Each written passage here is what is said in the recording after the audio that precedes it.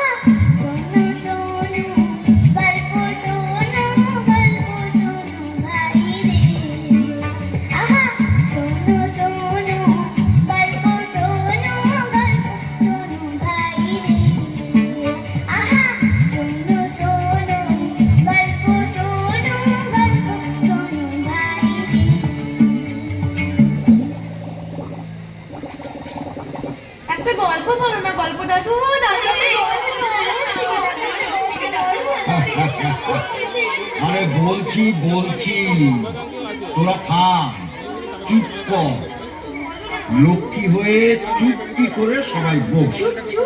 সবাই চুপ। দাদু গল্প বলবে। গল্প বলা শুরু করলে কিন্তু একটাও কথা না। কেমন, ঠিক আছে?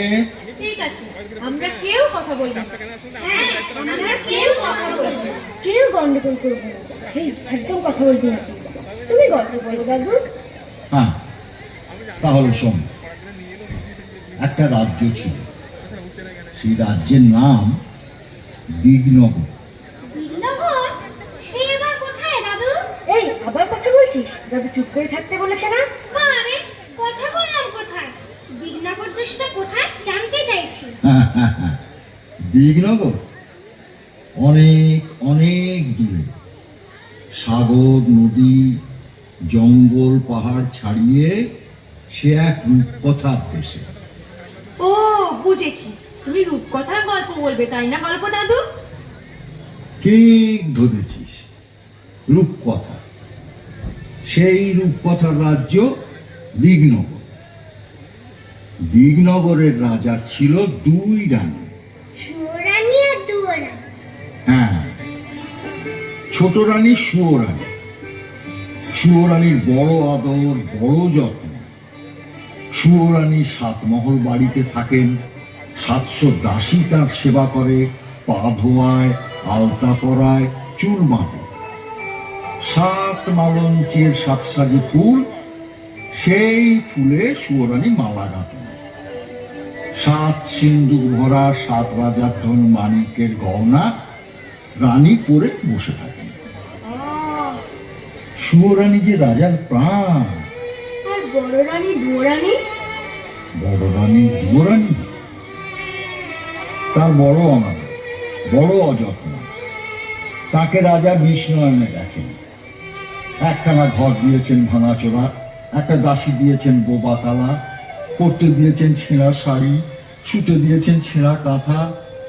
আহারে, দুয়োরানীর ঘরে রাজা একটা দিন আসেন, একবার বসেন, একটা কথা বলে চলে যান। আর সুয়োরানীর ঘরে রাজা 12 মাস থাকেন। একদিন রাজা মন্ত্রীকে ডেকে বললেন, মন্ত্রী মশাই, আগে দেশ বিদেশে বেড়াতে যাব, জাহাজ সাজান। জি আগে মহারাজ। রাজার আদেশে মন্ত্রী জাহাজ সাজাতে গেলেন। 7খানা জাহাজ সাজাতে 7 মাস গেল। 6খানা জাহাজে রাজার চাকর বাকর যাবে, আর সোনার চাঁদোয়া ঢাকা সোনার জাহাজে রাজা নিজে যাবেন। মন্ত্রী এসে খবর দিলেন, মহারাজ, জাহাজ প্রস্তুত। রাজা গেলেন ছোট রানী সুয়োরানীর ঘরে। এমন সময় মহারাজ? দেশ বিদেশে বেড়াতে যাব, তোমার জন্য কি আনবো ছোট রানী? আমার জন্য? আমার জন্য এই হীরের রং বড় সাদা, হাত যেন শুধু দেখায়, মনে হয় যেন হাতে কিছু পড়িনি। ওই রক্তের মতো রাঙা 8 গাছা চুড়ি পাই তো পরি। আর এমন কি, মানিকের দেশ থেকে মানিকের চুড়ি নিয়ে আসবো তো। আর কিছু? এই মল ভালো বাজে, নিরেট সোনার 10 গাছা মল, সে পাইতে পড়ি। আর মহারাজ, আমার এই হাড়ের মুখ তো বড় ছোট। শুনেছি কোন দেশে পায়রার ডিমের মতো মুক্ত আছে, তার 1 ছড়া হাড় এনো। সাগরের মাঝে মুক্তোর রাজ্য, সেখান থেকে মুক্তোর হার আনবো। আর কি আনবো রানী? হ্যাঁ গো, শাড়ি না তো, যেন বোঝা। আকাশের মতো নীল আর ওই বাতাসের মতো ফুরফুরে, জলের মতো চিকন, সেই শাড়ি পাইতে পড়লো। বেশ বেশ বেশ, তাই হবে। এবার তাহলে আমাকে হাসি মুখে বিদায় দাও। এসো। ছোট রানী রাজাকে হাসি মুখে বিদায় দিলেন। জাহাজে চড়তে যাবেন, এমন সময় তার মনে পড়ল বড় রানী দুয়োরানীর কথা। রাজা দুয়োরানীর কাছে গেলেন।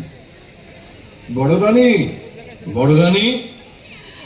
মহারাজ, তুমি? দেশ ভ্রমণে যাচ্ছি, যাওয়ার আগে তোমার সঙ্গে দেখা করতে এলাম। তোমাকে যে কোথায় বসতে দিই, ভাঙাচোরা ঘর। না না না, হ্যাঁ রানী, আমি আর বসবো না। ঘাটে জাহাজ প্রস্তুত, তোমার জন্য কি আনবো? যদি কিছু স্বাদ থাকে তোমার। আমার সব স্বাদ মিটেছে, আমার আর কিচ্ছু চাই না। সে কি?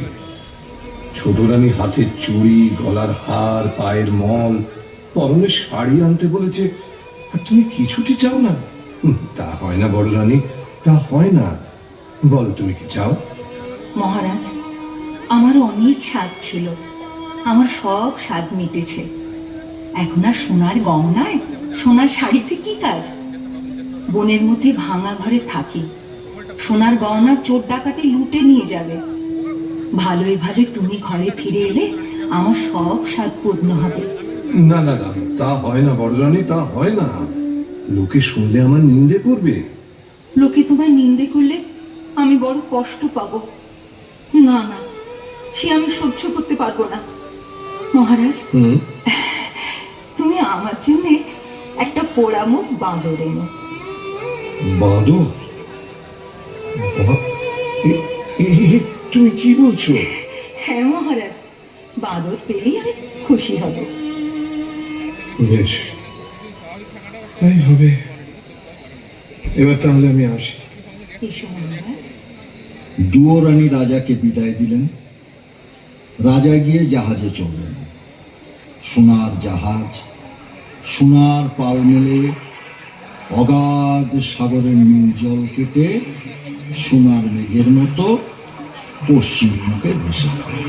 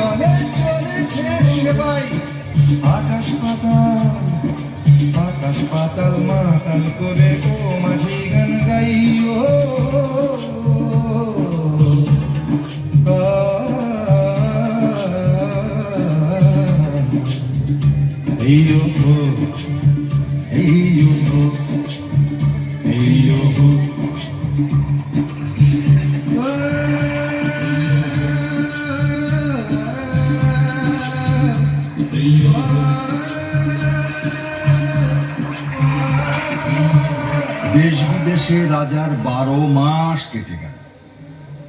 সুয়োরানী রাজার আদরিনী। রাজা কেবল সুয়োরানীর কথা ভাবেন, কেবল সুয়োরানীর কথা ভাবেন। এখন রানী কি করছেন? কাজল কাজল চুল বাঁধছেন। এখন এখন রানী কি করছেন? রাঙালতা পায় করছেন, এখন রানী কি করছেন? সাত মালঞ্চে ফুল তুলছেন, সেই ফুলেতে কি হবে? মালা গেঁথে রাজার গলায় পরিয়ে দেবে। না না, তা হলো না। রানীর মালা গাঁথা আর হলো না। রাজার কথা ভাবতে ভাবতে ভাবতে ভাবতে, শাড়ি গয়না মলের কথা ভাবতে ভাবতে সুরানী ঘুমিয়ে পড়ল। আর দুয়োরানির কথা বললে না তো দাদু? দুয়োরানী দুয়োরানী নীল সাগরের দিকে চেয়ে চেয়ে রাজার কথা ভেবে ভেবে প্রায় পাগল। রাজার কিন্তু দুয়োরানীর কথা একটুও মনে নেই। 13 মাসে রাজার জাহাজ মানিকের দেশে এলো। মানিকের দেশে সকলই মানিক। রাজা সেই মানিকের দেশে 8000 মানিকের 8 গাছা চুড়ি সুয়োরানীর জন্য গড়ালেন। বাবা, মানিকের চুড়ি নিয়ে রাজা সোনার দেশে চললেন।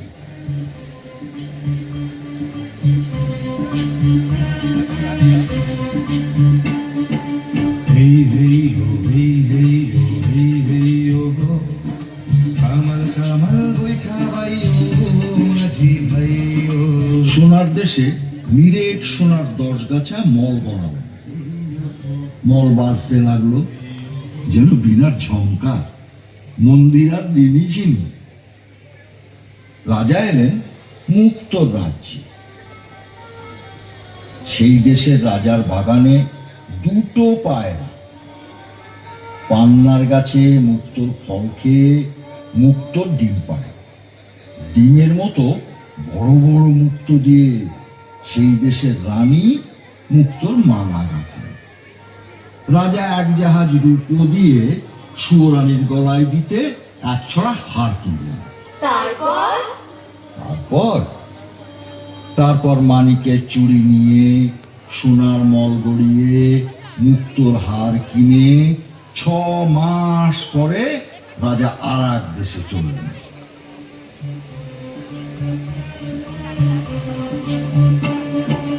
হেই হেই হো হেই হেই হো হেই হেই ও গো, সামাল সামাল বৈঠা বাই ও মাঝি ভাই ও। সেই দেশে নীলমাণিকের গাছে নীল গুটি পোকা নীলকান্তমণির পাতা খেয়ে জলের মতো চিকন, বাতাসের মতো ফুরফুরে, আকাশের মতো নীল রেশমের গুটি বাঁধে। রাজার মেয়ে সারা রাত ছাদে বসে আকাশের সঙ্গে রং মিলিয়ে সেই নীল রেশমের শাড়ি বোনেন। একখানা শাড়ি বুনতে 6 মাস যায়। 6 মাস? হ্যাঁ, রাজা 7 জাহাজ সোনা দিয়ে আদরিনী সুয়োরানীর জন্য শাড়ি কিনলেন। তারপর 7 সমুদ্র 13 নদী পার হয়ে দেশে ফিরে। ওমা, দুয়োরানির জন্য কিছু আনলেন না? দুয়োরানীর কথা রাজামশাই ভুলেই গিয়েছিলেন। হঠাৎ রাজার মনে পড়ল দুয়োরানী বাঁদর চেয়েছিলেন। রাজা মন্ত্রীকে বললেন, মন্ত্রীমশাই, বলুন মহারাজ। মন্ত্রীমশাই, বড় ভুল হয়ে গেছে। কি ভুল মহারাজ? বড় রানী শাড়ি গয়না কিছুটি চায়নি, শুধু একটা ছোট্ট বাঁদর চেয়েছিল। বাঁদর আনা হয়নি। দেখুন, একটা ছোট্ট বাঁদর খুঁজে পান কিনা। যে আজ্ঞে মহারাজ।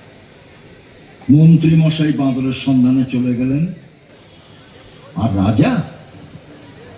রাজামশাই সাদা হাতির পিঠে চড়ে সোজা রাজমহলে ছোট রানীর কাছে গেলেন। ছোট রানী, ছোট রানী, ছোট রানী, দেখো তোমার সাথে গহনা শখের শাড়ি নিয়ে এসেছি। এই না। বাহ, কি সুন্দর! মহারাজ, হ্যাঁ? মহারাজের সব আমার। সব তোমার। তোমাকে ছাড়া কাকে দেব? না না না, পড়ো পড়ো পড়ছি, পড়ছি, পড়ছি। পড়ো। ছোট রানী 2 হাতে 8 গাছা চুড়ি পরলেন। মানিকের চুড়ি রানীর হাতে ঢিলে হলো, হাতের চুড়ি কাঁধে উঠল। আচ্ছা আচ্ছা, রানী 2 পায়ে 10 গাছা মল পরলেন। রাঙা পায়ে সোনার মল আলগা হলো। আচ্ছা আচ্ছা, মুক্তোর হার রানী মুক্তোর হার করতে গেলেন, না পারলেন না। মুক্তোর হার ছোট হয়ে গেছে, রানীর মুখ ভার হলো। এবার শাড়িটা 7 পুরু করে রেশমের শাড়ি পরার চেষ্টা করলেন, না পরতে পারলেন না। নীল রেশমের নীল শাড়ি হাতে বহরে ছোট হয়ে গেছে।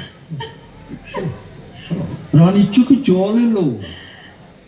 চুড়ি, মল, হার, শাড়ি সব ছুঁড়ে ফেলে দিয়ে কাঁদতে কাঁদতে বললেন, ছোট রানী, ছোট রানী, কোন পাতের কাতর কুড়িয়ে চুরি করে এনেছো তুমি? না না কোন দেশে কুরবানি দিয়ে পায়ে মল গড়িয়ে এনেছো? না না না না, শোনো শোনো শোনো, ছোট রানী শোনো, আমার কথা শোনো, শোনো, শান্ত শান্ত হও, আমার কথাটা শোনো। আমি শান্ত হব না। ছি, ছি, ছি। এ কার গলার মুক্ত? এ কার গলার হার? এ কোন রাজকন্যার শাড়ি? কি মুশকিল। আমার দেখলে ঘেন্না হয়, আমার পড়তে লজ্জিত করে। না, না, না, রইলো তোমার শাড়ি গয়না। আমি চাই না, চাই না, চাই না। শোনো, লক্ষ্মী, ছোট রানী, বুঝলে না, সুরানীর খুব রাগ হয়েছে। গয়না শাড়ি কিছু করতে পারলেন না তো তাই। রানী রাগে অভিমানে গোসা ঘরে খিল দিয়ে দিলেন। রাজা মশাই আর কি করেন, রানী কিছুতেই দরজা খুললেন না দেখে রাজসভায় এসে মুখ ভার করে বসে রইলেন।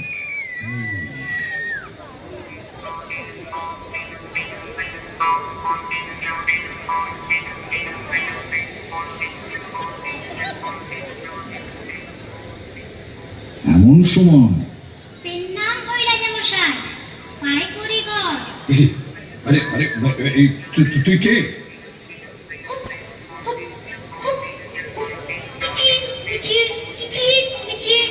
আমি দাশানুদাস বাঁদর। আরে আরে, এ কি বাঁদরে কথা বলে দেখি? আজব ব্যাপার, আজব ব্যাপার, কোথায় রে তোর ঘর? জাদুকরের দেশে ছিলাম, এলাম দিগনগর। আমায় কিনে এনেছে মন্ত্রীবর। জাদুকরের দেশে ছিলাম, এলাম দিগনগর। আমায় কিনে এনেছে মন্ত্রীবর। বাঁদর বলে ডাকে সবাই, বাঁদর আমার নাম। একটি কানা করি শুধু এই জীবনের দাম।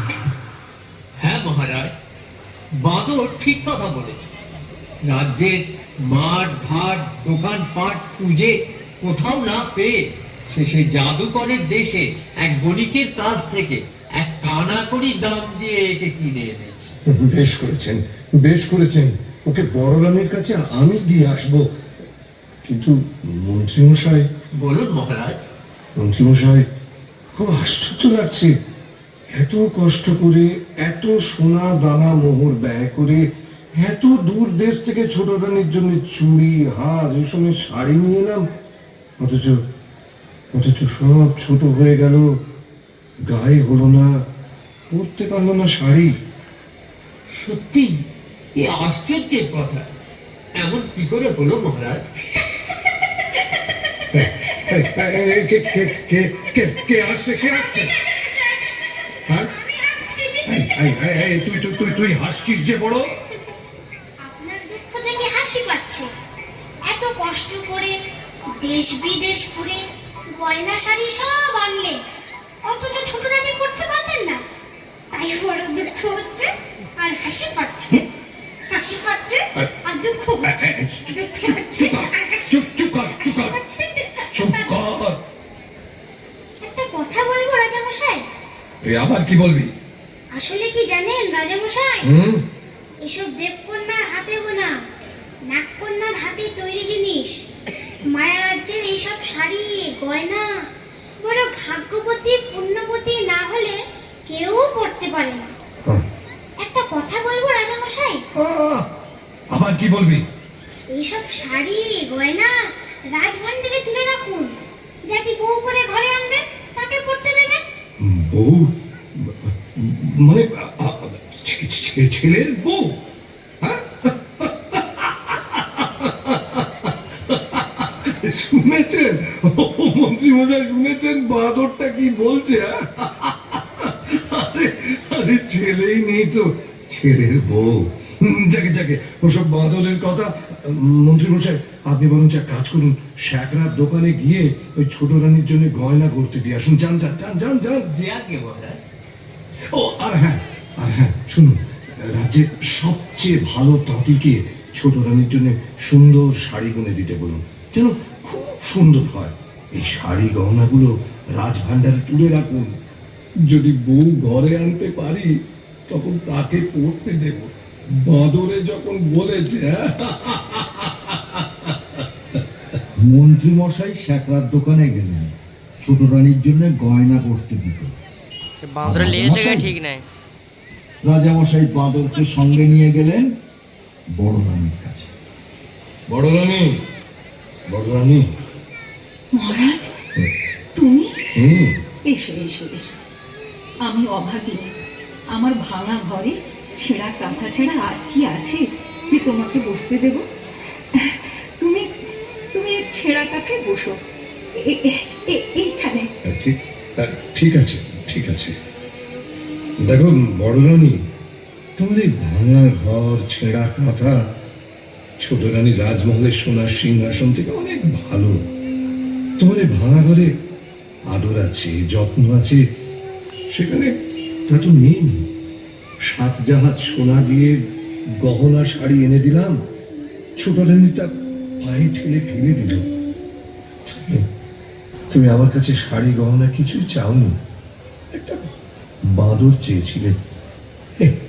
এই দেখো, এই দেখো, তোমার জন্য একটা ছোট্ট বাঁদর নিয়ে এসেছি। নাও। পিন্না বই মা। মা? ওরে ওরে, তুই আমাকে মা বলে থাকলি? আমার বুক জুড়িয়ে গেল রে, আমার আমার বুক জুড়িয়ে গেল। তুই তুই আরেকবার মা বলে ডাক। মা, আমার কাছে, আমার কোলে আর কাছে, আমার কোলে আয়। আমি খুশি হয়েছি মহারাজ, খুব খুশি হয়েছি। তুমি এতদিনে আমাকে একটা সাথী এনে দিয়েছ, সে আমাকে মা বলে ডেকেছে। আমার বুক জুড়িয়ে গেল। আমার খুব ভালো লাগতো রানী, তুমি আদর করে বাঁদরকে কোলে তুলে নিয়েছো, ছেলে বলে বুকে জড়িয়ে ধরেছো। এই মেকআপ পুরোটা তুমি তুমি ভালো করেছো? লাগলো, মেকআপ পুরোটা তুমি খুব করেছো? ভালো লাগলো। শোনো শোনো বাবু, ছোট রানী যেন জানতে না পারে যে আমি এখানে এসেছি তোমার কাছে। শুনে না, আর আস্ত রাখবে না, হয় তোমাকে নয়তো আমাকে বিষ খাইয়ে মেরে ফেলবে। তুমি তুমি তোমার এই বাঁদরকে নিয়ে থাকো, এখন আমি চাই, কেমন চাই। আচ্ছা মহারাজ। রাজা দুয়োরানীকে সাবধান করে দিয়ে চলে গেলেন। আর দুয়োরানী সেই ভাঙা ঘরে দুধ কলা দিয়ে বাঁদরকে নিজের ছেলের মতো পালন করতে লাগলেন।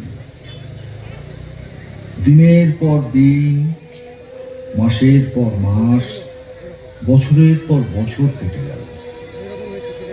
দুয়োরানী বাঁদরকে কোলে নিয়ে রাজমহলের দিকে তাকিয়ে কাঁদেন আর কাঁদেন, কাঁদেন আর কাঁদেন। মা, ও মা, তুই কাঁদিস কেন মা?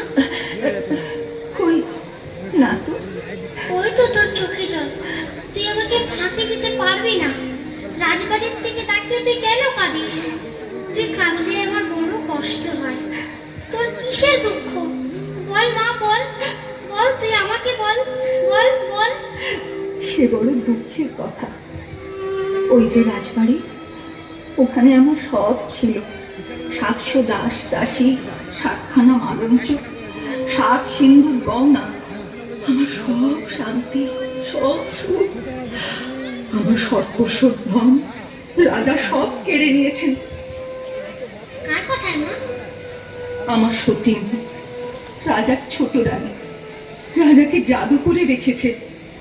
আমার কিসের দুঃখ বল? আমি রাজার মেয়ে ছিলাম, রাজার বউ হলাম, 7 মহল বাড়ি পেলাম, 700 দাস দাসী পেলাম, মনের মতো স্বামী পেলাম। জানি না কোন পাপে, কার অভিশাপে রাজার কোলে সোনার চাঁদ রাজপুত্র দিতে পারলাম না। তুই কাঁদিস না মা, তুই কাঁদিস না। আমি তোর দুঃখ বোঝাবো, তোর কোলে সোনার চাঁদ ছেড়ে দেবো, ছেলে কোলে নিয়ে রাজার পাশে রানী করে বসাবো, তবে আমার নাম বাঁদর। তুই সামান্য বাঁদর, আমাকে রাজরানী করে রাজপুত্র কোলে এনে দিবি? হ্যাঁ মা, যদি তুই আমার কথা মতো কাজ করতে পারিস, তোর রাজবাড়িতে যেমন ঐশ্বর্য ছিল, যেমন আদর ছিল, আবার তা ফিরে পাবি। অনেক রাত হয়েছে, ঘুমিয়ে পড় বাছা। আমার কথা না শুনলে আমি ঘুমোবো না। ওই দেখ, পশ্চিমের আকাশে মেঘ জমেছে, বৃষ্টি এলো বলে।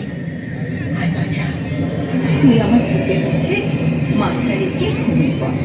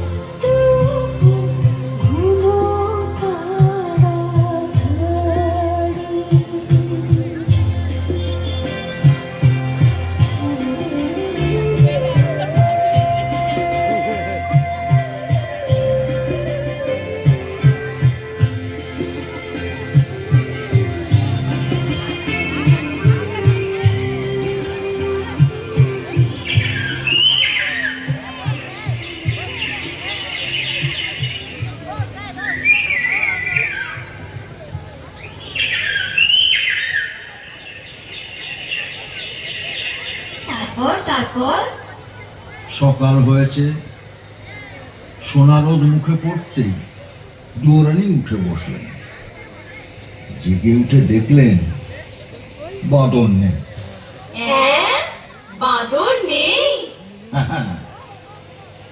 এদিক দেখলেন বাঁদর নেই, ওদিক দেখলেন বাঁদর নেই।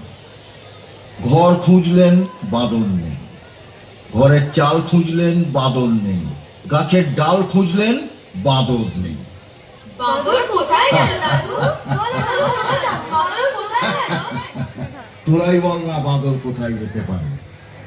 কি রে, বলতে পারলি না তো? আরে বাঁদর তখন রাজসভায় রাজা মশাইয়ের কাছে। রাজামশাই, তুই কি খবর এনেছিস? বড় সুখবর এনেছি মহারাজ। সুখবর তুই এনেছিস?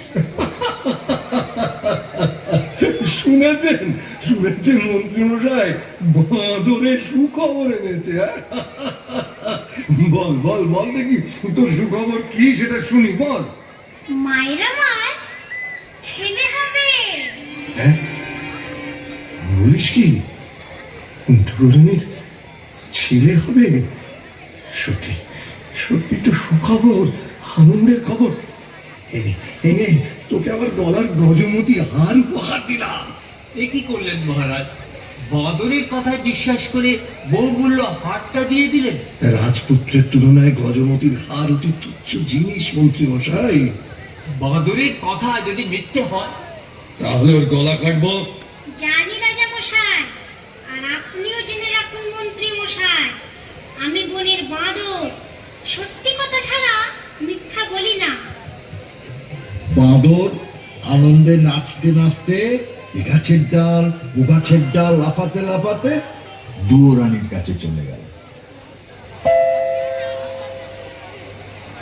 বাছা সকাল থেকে যে কোথায় গেল? মা, হয়তো। মা, এই তো আমি এসে গেছি। হ্যাঁ রে, কোথায় ছিলি বাছা? এই দেখ তোর জন্য কি এনেছি।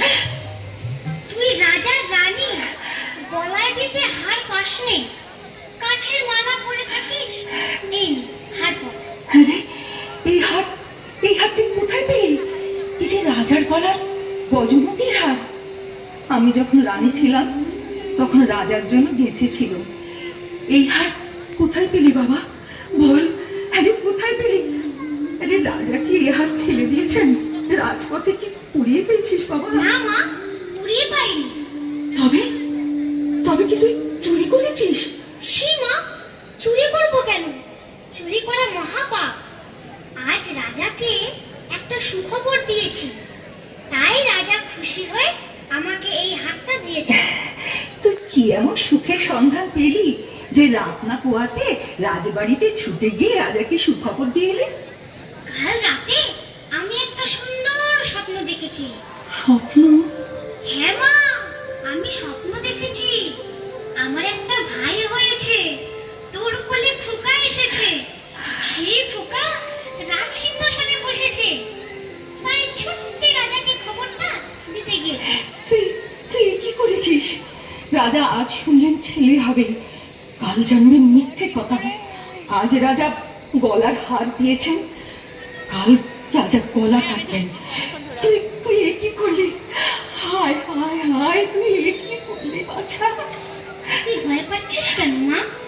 সবাই জানো বড় রানীর ছেলে হবে। আর রাজা যখন ছেলে দেখতে চাইবেন তখন তোর কোলে সোনার চাঁদ ছেলে এনে দেবো, তুই রাজাকে দেখাস, এখন খেতে দিবি চল। দুয়োরানি বাঁদরকে ভাঙা পিঁড়িতে খাওয়াতে বসালেন।